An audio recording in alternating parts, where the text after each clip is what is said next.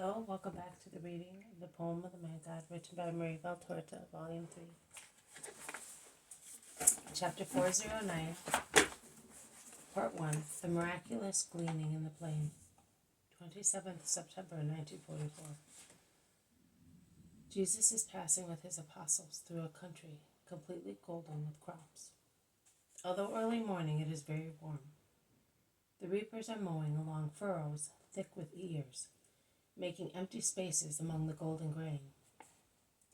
The sickles shine for a moment in the sun. They disappear among the tall ears. They reappear for a moment on the other side, and the sheaf bends and lies down on the earth, warmed by the sun, as if it were tired of standing up for so many months.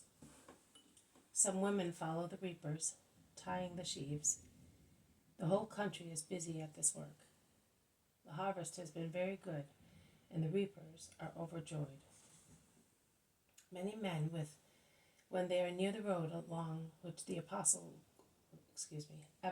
group passes, stop working for a moment, leaning on their scythes and wiping the perspiration, and they look. The women binding the sheaves do the same. In their light clothes, their heads covered with a white cloth, they look like flowers emerging from the earth, deprived of the corn. Poppies, cornflowers, daisies. The men in short gray or yellowish tunics are not so showy. The only light article they wear is a piece of cloth tied to their heads with a cord and hanging over their necks and cheeks. Their tanned faces, framed by the white cloth, seem ever darker. When Jesus sees that they are looking at him, he passes, greeting, "The peace and blessing of God be with you." And the others reply, "May the blessing of God come back to you," or more simply, "also with you." Some who are more talkative interest Jesus in the harvest, saying, It is very good this year. Look at these well-shaped ears, and see how thick they are in the furrows. It is hard work to cut them, but it's bread. Be grateful to the Lord. And you know that one must show one's gratitude not by words, but by deeds. Be merciful in your harvest, thinking of the Most High, who mercifully granted dew and sunshine to your fields, so that you might have a plentiful crop. Remember the precept of Deuteronomy. When harvesting the wealth given to you by God, think of those who have none, and leave them some of yours. It is a holy prevarication, as it is charity for your neighbor, and God sees it. It is better to be willing to give than greedy in gathering. God blesses generous people. There is more happiness in giving than in receiving, because it compels God, who is just, to give a more abundant reward to him who is compassionate. Jesus passes, repeating his advice of love. The sun becomes warmer. The reapers stop working, and those who are near their houses go back to them. Those who are far from them gather in the shade of trees, and they rest, eat, and doze there. Jesus also takes shelter in a thicket in the middle of the country, and is sitting on the grass after praying and offering their frugal food, consisting of bread, cheese, and olives. He hands out the portions and eats, talking to his apostles. There is shade, coolness, and perfect silence. The silence of sunny hours in summer, a silence inviting one to sleep. Most of them, in fact, are dozing after eating. Jesus is not dozing.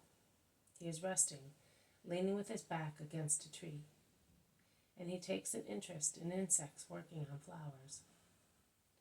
At a certain moment he beckons to John, Judas Iscariot, and to one of the older apostles, whom he calls Bartholomew. And when they are close to him, he says, "Just watch the work this little insect is doing. Look, I have been watching it for some time. It wants to take from this chalice, which is so tiny, the honey that fills the bottom part of it. And as it cannot get into it, look, it stretches out first one little egg, and then the other one. It dips them into the honey and then feeds on it. It has almost emptied it. See what a wonderful thing is God's providence. Not ignoring that without certain organs, the olive green insect created to fly over green meadows would not be able to nourish itself. Providence gifted it with tiny hairs along its legs. Can you see them? Can you see Bartholomew? No? Look, I will now catch it and show it to you against the light. And he delicately takes the scarab, which looks like burnished gold, and lays it upside down on the back of his hand. The scarab pretends to be dead, and the three examine its tiny legs. Then the insect begins to kick its legs about in order to run away. It does not succeed, of course, but Jesus helps it and stands it on its legs. The little creature walks on the palm of Jesus' hand as far as his fingertips. It dangles and opens its wings, but it is distrustful. It does not know that I want nothing but the welfare of every being. It has only its little instinct, which is perfect if compared with its nature, and sufficient to all its needs. But it is so inferior to human thought. An insect, therefore, is not responsible if it does anything wrong. Man is, because he has within himself a superior light of intelligence, which will be greater the more he is indoctrinated in the things of God, and consequently he is responsible for his actions. So, Master, since we are taught by you, have we a heavy responsibility? Asks Bartholomew. Yes, very heavy, and it will be even heavier in future when the sacrifice is accomplished, and redemption has come together with grace, which is strength and light. And after it, one will come who will make you understand willpower even better, and he who does not want that will be held responsible. Very few only then will be saved. Why, Bartholomew? Because man is so weak. But if he fortifies his weakness by trusting me, he becomes strong. Do you think that I am not aware of your struggles? See? Satan is like that spider that is laying its snare from that tiny branch to this stem. It is so thin and treacherous. Look how that cobweb shines. It looks like the silver of impalpable filigree.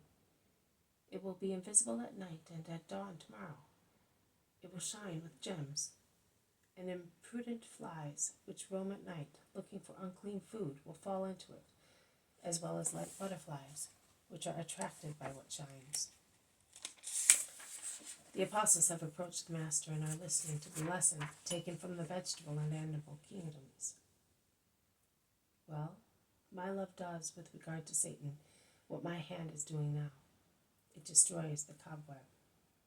Look how the spider runs away and hides. It is afraid of what is stronger. Satan also is afraid of what is stronger. And what is stronger is love. This has been a reading from the poem of the Man God, written by Maria Valtorta, Volume 3, Chapter 409, Part 1, The Miraculous Gleaning in the Plain. Thank you for listening. I will see you tomorrow. May God bless you, and may peace be with you.